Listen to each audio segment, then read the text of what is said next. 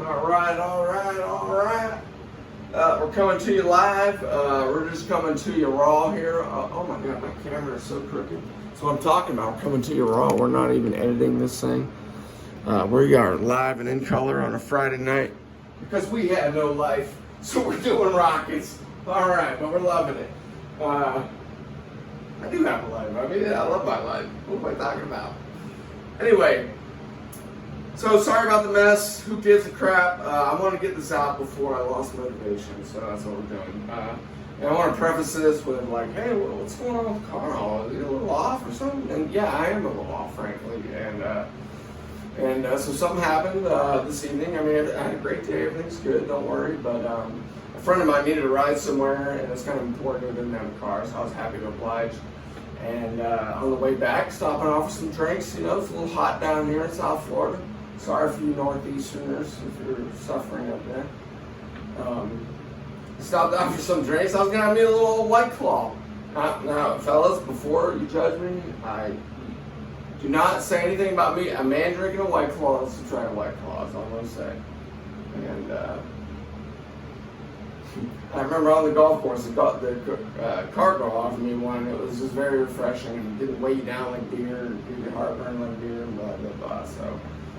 But if you do try one and want to call me the P word, I guess I'll have to eat it. But that's what I was reaching for, and they're like way overpriced for these little cans, and I'm just like, I don't know if they're that good.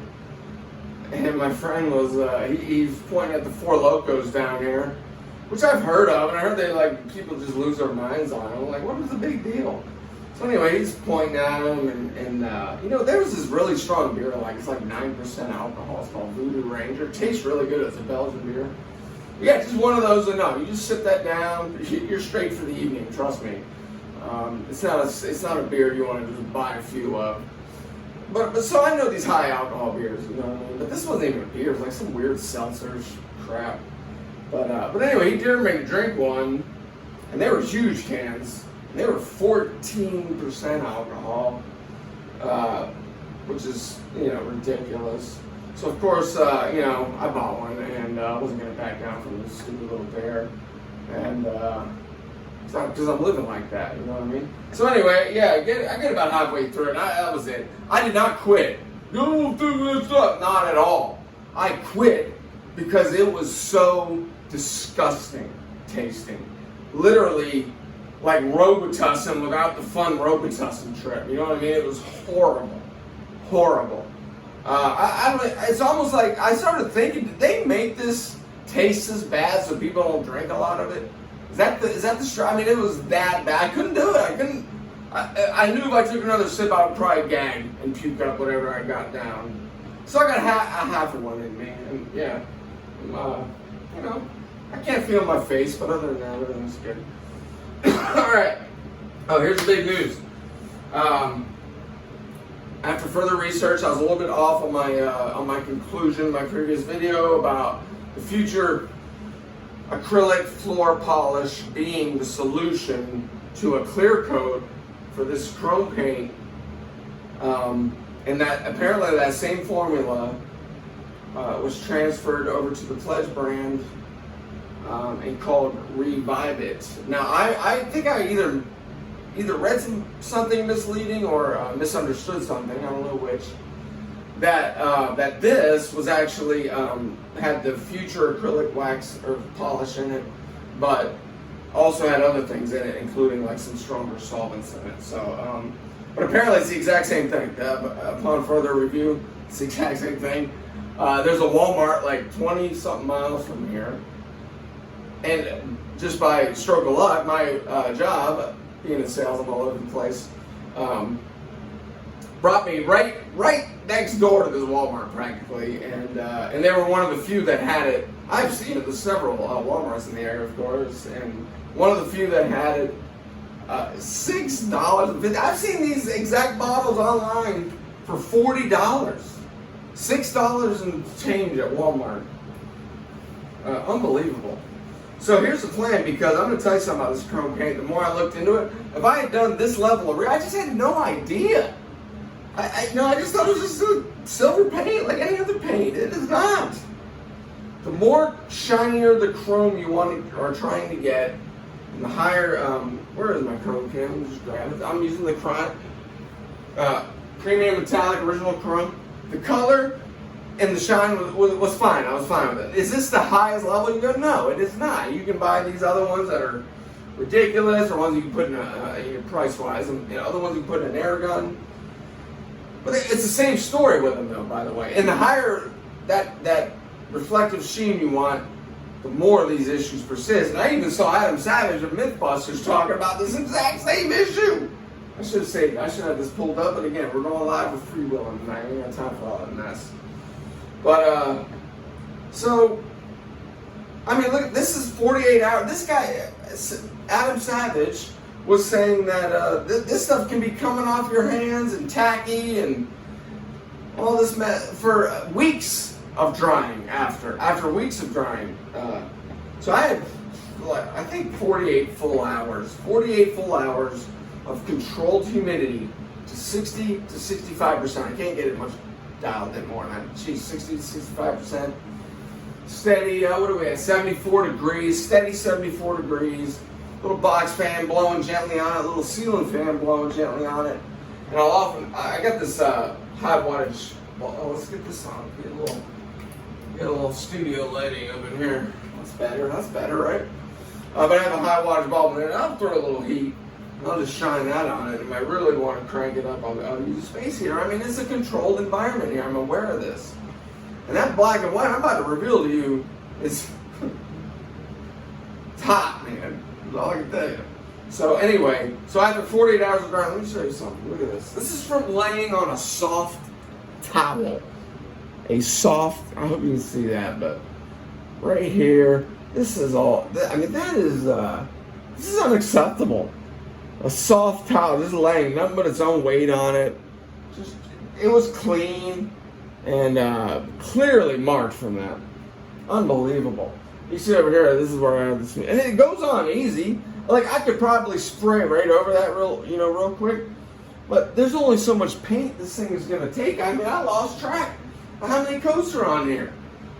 So, I really did. I'm starting to think that this thing can't hold much more paint. How much is too much, by the way? I don't even know. Anyway, so I've got the polish. I've seen people use this polish on like spoons, test spoon spray with this stuff.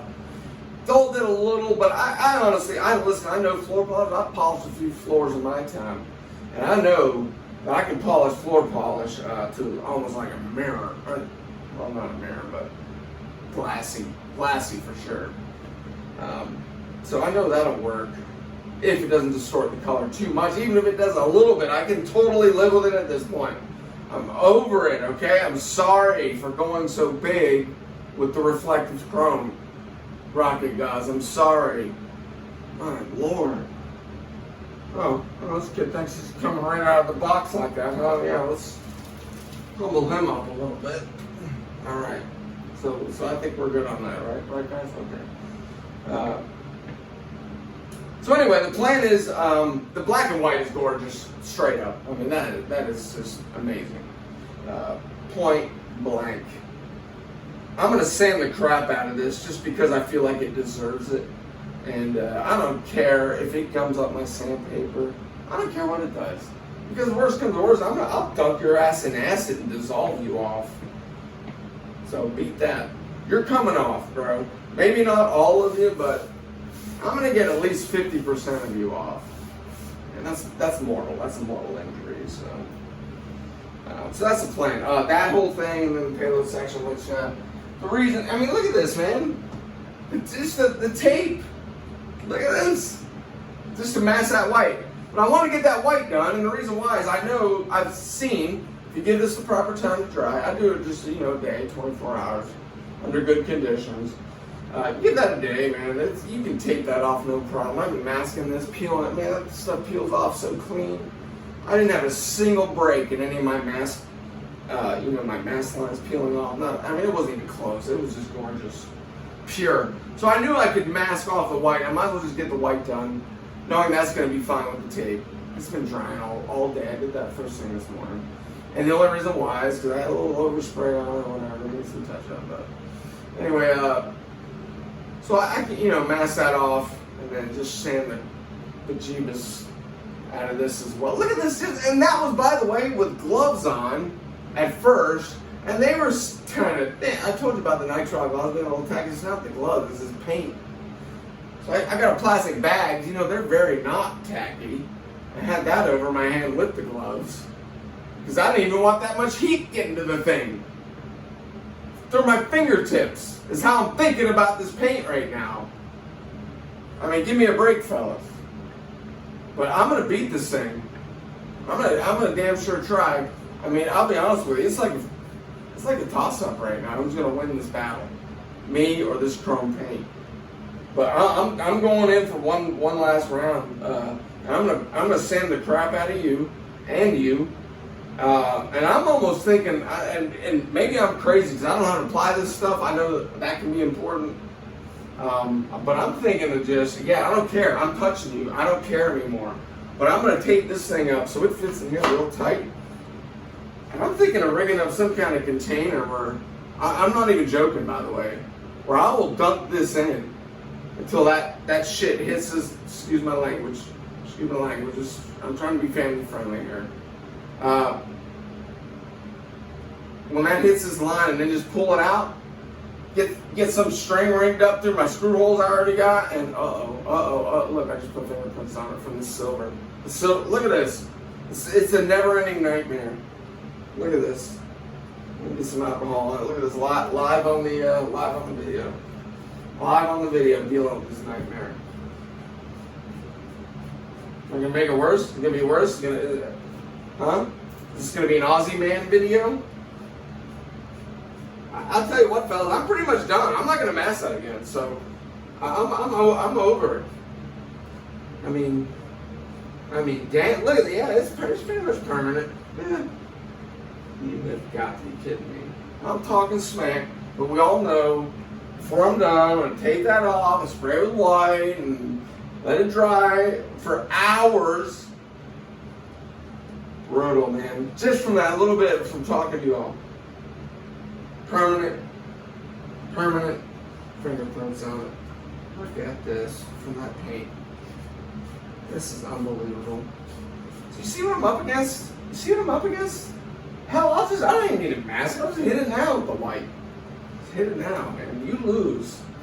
You're gonna lose. See, it's fighting hard because it knows it's losing. That's what happens. It's kicking hard right now. But I'm gonna sand the crap out of that, get it nice and smooth, spray down the alcohol. I've seen different videos recommending a black base coat instead of a white. So I might do that. I got plenty of gloss black, and it does say gloss black to use. Maybe that would be a better idea. Might as well get as much pop out of it as possible. That's no problem. I might do that. Give it a black coat. Probably just one. I've noticed with this Rust-Oleum, I'll tell you. Of the products I've used so far, the ones I've been most pleased with have been these professional high performance enamel paints. I've been using the just simple gloss black, gloss white, Rust-Oleum high performance enamel, professional grade. And I love the big button on top. That is, because I'm already out that little button after a while, and it really just goes on so easy. And I've learned over the years to really watch how the paint's going on. And, the spread is starting to build too much, and keep a close eye. And I noticed that you could really lay some heavy coats on there with no runs, no problems. It just keeps kind of finding its level. It just keeps kind of leveling out and blending in, But you just, I never felt that I was even in threat of a run, even as I just those quick little squirts, but I'm not being shy with it. I mean, laying it on there. But yeah, these paints have been remarkably satisfactory, I guess you could say. Remarkably satisfactory is a horrible, horrible phrase. So yeah, I'll hit that with a white, and then I think I'm gonna enjoy sanding that off. That's how mad I am at it. I'm just gonna suck it, I got the app bay together. Boom. I don't know if this is right. I think so. I permanently mounted this, but put the wing nuts here, and then lock nuts here and pull it out. That's how I configure right now. I don't know. I gotta be honest with you, fellas. The more I think about the Jolly Roger, you know, I'd like some input on that. The Jolly Roger. You guys have any experience with it? That seems like just a great simple solution, and it frees up your payload bay for other things. You know, it's just not all taken. The whole rocket isn't taken up with recovery gear. You know, it allows you camera and who knows what else. So, again, I mentioned this before, but I think if you have to visualize it and understand how this thing is going to break, when that rubber band releases, what's going to happen? What direction is it traveling? How is the chute going to start to unwrap and unfold and unravel? And in relation to this, is it possible for this not to happen? That's how I usually look at things when it comes to problem solving, or in situations like this. Is like what can we do as we pack the chute to make sure this, not this doesn't happen, but that this cannot happen. This cannot happen if we pack it like this. And then this cannot happen if we attach it like this. And then this cannot happen. I was talking about all bad things, of course. It can't break loose. We can't lose the altimeter. It's not going to get tangled in the shroud lines and not open, that sort of thing. But I also wondered, can you do a drogue chute with it? Would that really be that? It wouldn't be that complicated if you could get, kind of tie a separate shock cord down for the main. That comes out with the drogue 2. Drogue opens. You got the main kind of bundled up down lower. It's really the same thing. They would be a little closer, I guess. Would the two parachutes just pass each other like that? Is that are you risking getting them crossed and tangled? But that's the way you can, include a drogue. I also thought of a streamer. Would a streamer work? I've always thought streamer recovery was underused. It gives you a lot of visibility. You don't need a lot of drag. You're not trying to create drag, so why not use a big streamer and see the whole thing fall, With, 20, 30-foot streamers, some light material. What do you guys think of that idea? I'm really considering that Jolly Roger stuff. And you get all your flight data with it. And you're not messing with black powder charges and all this wiring, and a lot can go wrong. You got to do all that, and it's got to survive, I don't know. This thing on a good full I motor, and eventually I want to get it up to a J motor. I think this thing would be hot on a J350. But when I get a certification, a few successful flights, man, I want to step on the gas. I want to hit the throttle with this thing. I know it'll hold up. Its recovery, I think, is where coming down too hard, breaking something, I don't know. I got them fins as solid as they can be, and they are mounted as solid as they can be. Same with the motor mount. That's all you can do, man. So that's the plan. I'm gonna get to this tonight. You know what? While I got you all here, let's check out this hotness. Because this is sexy right here. This is sexy right here. I ain't even kidding. This is some sexy stuff right here. Easy does it. Easy does it.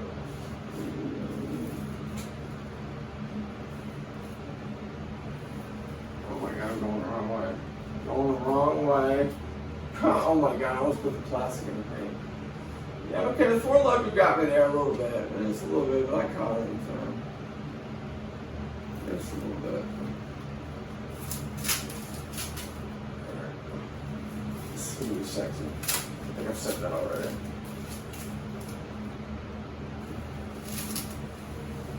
I'm thinking of naming this thing Obsession, man, because that's kind of how I feel when you're waking up at 5:30 a.m. Wait long before you need to be up, and you're just like, I'm gonna go pick up some sandpaper. I'm gonna take a shower, or I might make some coffee real quick. But I'm gonna go get some sandpaper and some spray paint and just start, working on that. Get that going before the sun comes up, So that I think Obsession might be a good name for her. The Iris Obsession. She does have some modifications, so it is like a new model. So it's like a new model of Iris I've created.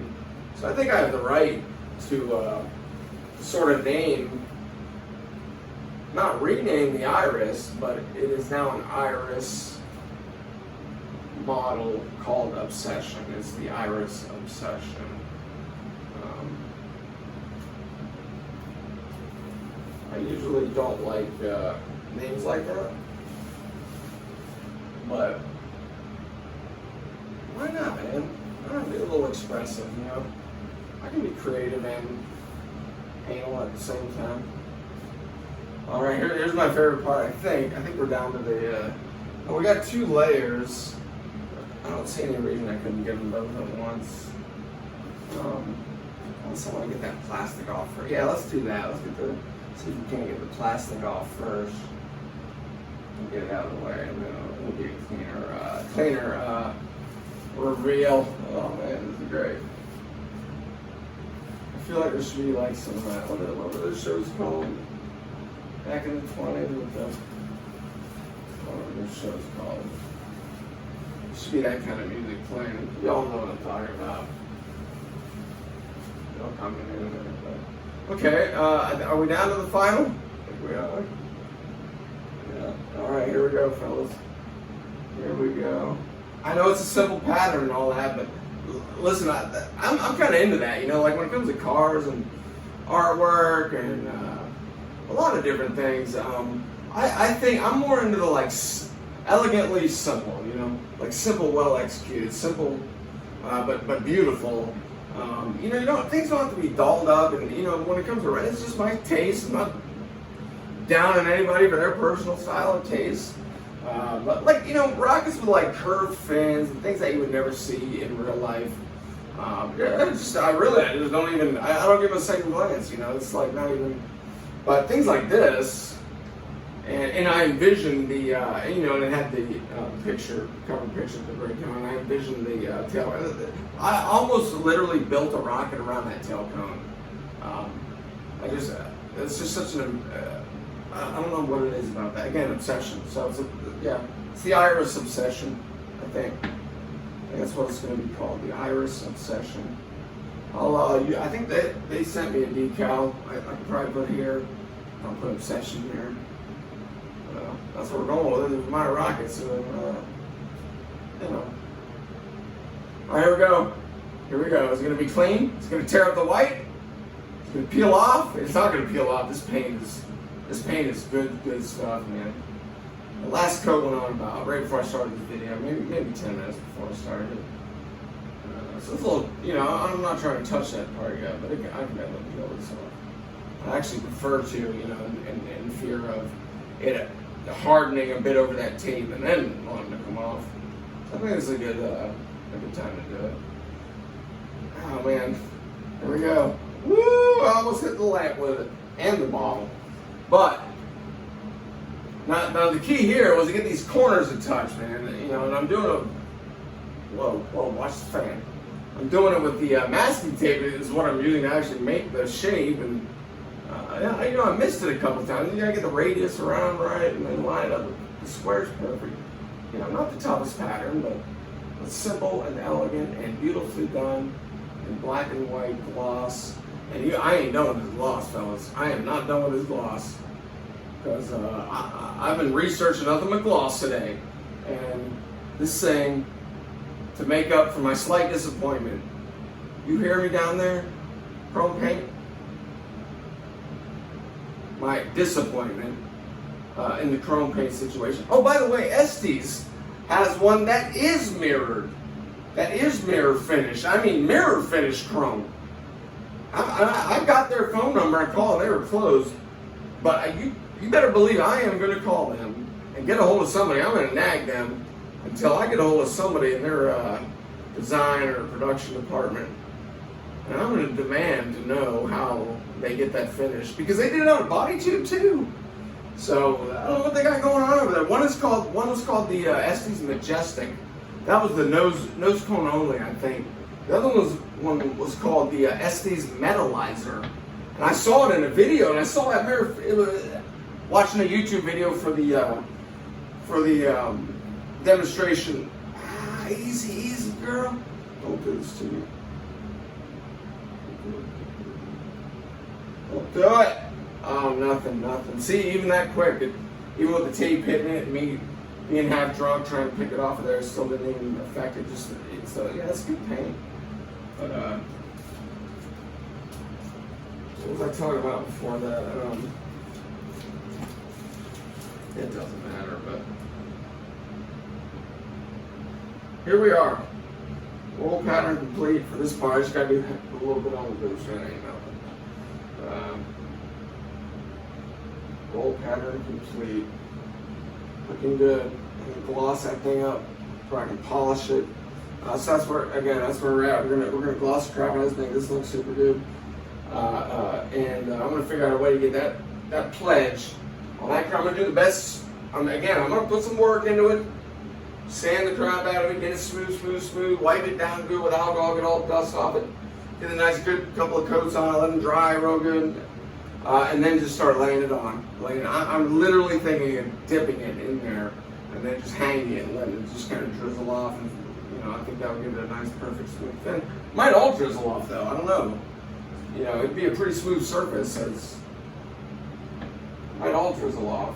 Yeah, I gotta monitor that. I don't know how else I'd apply it, really. I think about that. I know that nose. I'm literally thinking of just holding it and because it's very thin. I mean, it flows. Holding the nose cone and just laying it on, letting it just run over and drip off. Same with the body tube. Same exact thing. I'll have to mask that, of course, but do the exact same thing. Just let it drip off. I gotta get a coating on that. I mean, geez, I gotta be able to touch my rocket, for God's sake. Yeah, look at this. No black on white, no white on black. I love the pattern. The reason they did this, by the way, I don't know, a lot of you probably already know, but the prototype, they call it a roll pattern because they wanted to, it made it easier to count on the film, to count the way it's rolling, because you have the black and white check and you can see, the pattern rolling around a lot easier. Half white, half black, half white, half black. Every time it changes colors, that's a half a rotation. So, and it makes the center line a lot easier to see as well. For its see where its axis is and where it's pointing and all that. So that's why they use that pattern. But I love the simplicity of it, and just gorgeously done.